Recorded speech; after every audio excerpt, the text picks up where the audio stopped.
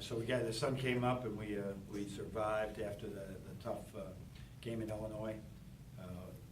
We watched some video yesterday. We had a good talk about it. We worked on some of the issues that we have, as well as trying to get ready in a short term again for Nebraska, who is, when you watch them play, I'm not surprised at all at where they sit in the league right now. With 2 road wins with Maryland and Indiana, that's something that the best teams in this league have not been able to do. So they are over time.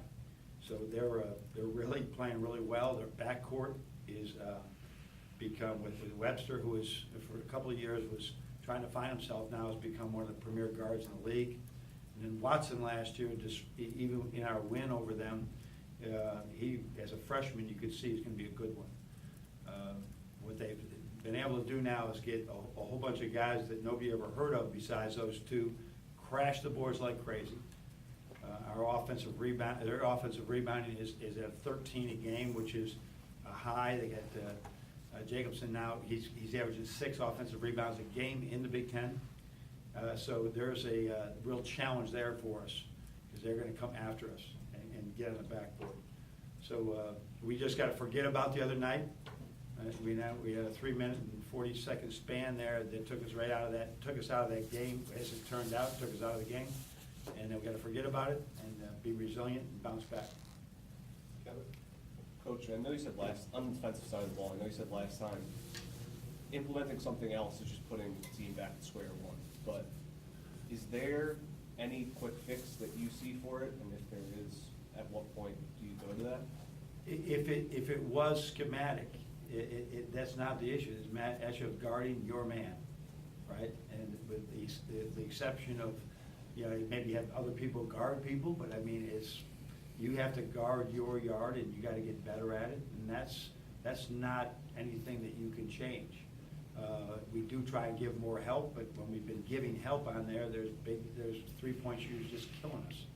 So I think to change some of our thought process, our team speed, and all those things are really hard to do because we're thinking very slow, and we don't have great speed. So you have to have great anticipation, and that seems to be slow right now. Good.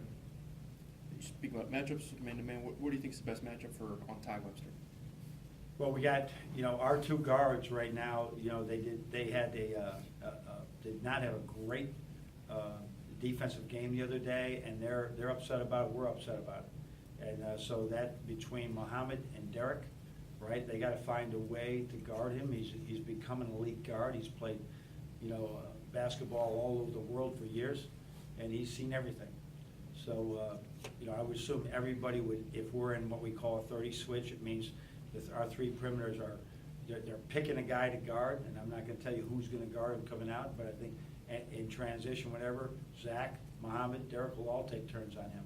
And how we play ball screens, we're going to see how we do it on video today, because they're leading. I think the 4 main ball screen teams in the league, are Maryland, ourselves, Illinois, and these guys. So we're going to see a lot of it. Chris? You guys started 1-6 in the Big Ten and turned things around. Was there anything similar that you can take from this, and what did it finally take to get that team over the hump? And do you think that's possible? There was a moment in that game where we couldn't do anything right, and I will always remember the game at Northwestern where we were down by like 30, and it was 2 minutes to go, and they had the ball in the corner with 3 seconds to go on the shot clock, and Jordan Morgan and Darius Morris both went to guard the corner, and they threw it to the opposite corner, and they got a layup. And it was probably as low as we've ever been. We're down by 30. And we give a guy a layup. So there are moments like that you have, and when they were just scoring at will in that second half, where they scored at the end of the first half, it felt a little bit like this. Wow, we got a lot of work to do. And what did it take for that team, and is it possible for this team? Everything's possible. I mean, you look at the way we've lost these games. I mean, we could be 3-1. Yeah, we could be 0-4. The Illinois game was certainly one that we weren't at our best no matter what. But we could be either way, of course. But it's going to take us to be able to continue to get better defensively, and offensively, we've got to find other ways to score as well, because each game's a challenge. We're here with Brendan. Hey, Coach. Against Illinois, it looked like, I mean, you said it wasn't a brace game for Bo and DJ. In terms of maybe your options down the post, where's kind of John Teskey in that? His size alone offers something completely different than the other two. Yeah, I think he's got, we obviously think he's got great potential, and in his workouts, we have the All-Star Day yesterday. He did a good job there, he did a great job on the day of the game. But right now, we don't see he's a better option right now to score. Are you talking about scoring inside? Just like defense as well. Yeah, he gives us a little bit more length. Yesterday, in that particular game, I mean, they had the 3 post-up plays, but they beat us more than the 17-foot mark of just shooting it in. Black did it, and so did Morgan. They had the 2 hooks, the 3 hooks early, and that was the extent of their inside game.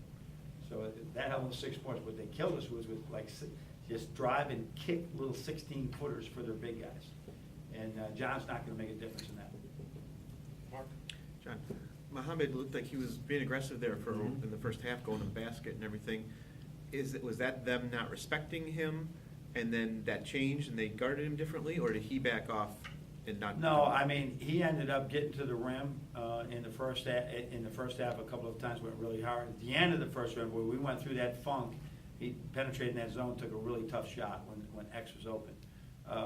No, I don't think there was any adjustment there. I mean, like I said, I don't think the offense again was the issue. We scored 1 point per possession. We were okay. If we just hold them to 48%, we might be able to win that game. They hit some tough shots. But it was. Well, I'm saying him in particular, though. What happened? Why didn't in the second half he keep going to the basket? Did they take that away? I do not recall whatever the flow of the game. Maybe there's some of those things we just don't coach. Hey, you take it to the basket. I mean, perhaps he didn't feel it. Perhaps they didn't give him the same angles. I don't think they took anything away, other than maybe just didn't have those opportunities present themselves. The other thing, you pulled Zach after that foul and put in Ibby, who hadn't played in a while. I mean, it looks like that's a message to Zach. Is that fair way to read that? No, it wasn't. It was about, we were down 17 points or something at that time with 4 minutes to go. As we got a game in less than 72 hours. We're not going to get this done. We don't need an injury right now. Andrew?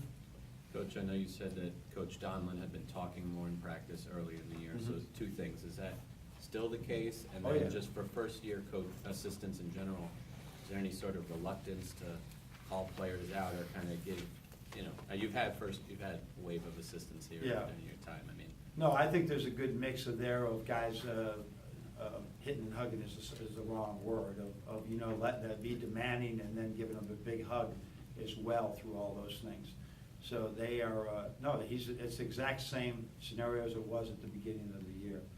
That Billy has done a lot to really assist us, even though it doesn't look like it, in some occasions. Maybe we have to think a little bit more, and that's been some delay, but in the long run, we hope it all works out. You joked about the sun coming up. Do you feel like you need to remind this team of that at times in this part of the year? Yeah, I think and also that. the fans. No, absolutely. It is, you have these points in the season, and we've had them virtually every season. And most seasons we're able to bounce back from, where you get these low points in the season where nothing seems to go right. And, I think it's a lot of teams in this league are going to have this issue.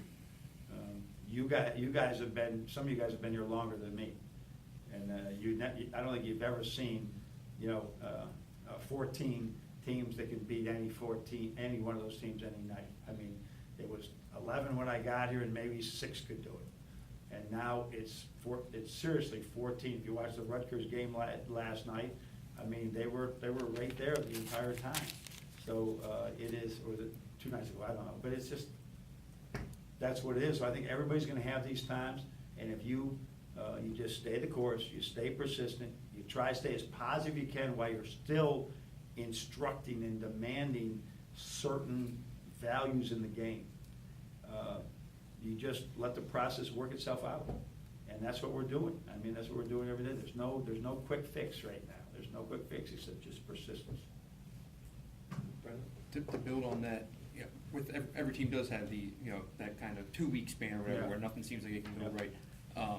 And you did have it a few years ago when you started 1-6, but, you know, when it happens early in league play, you know, keeping these Yeah. guys still believing that Yeah.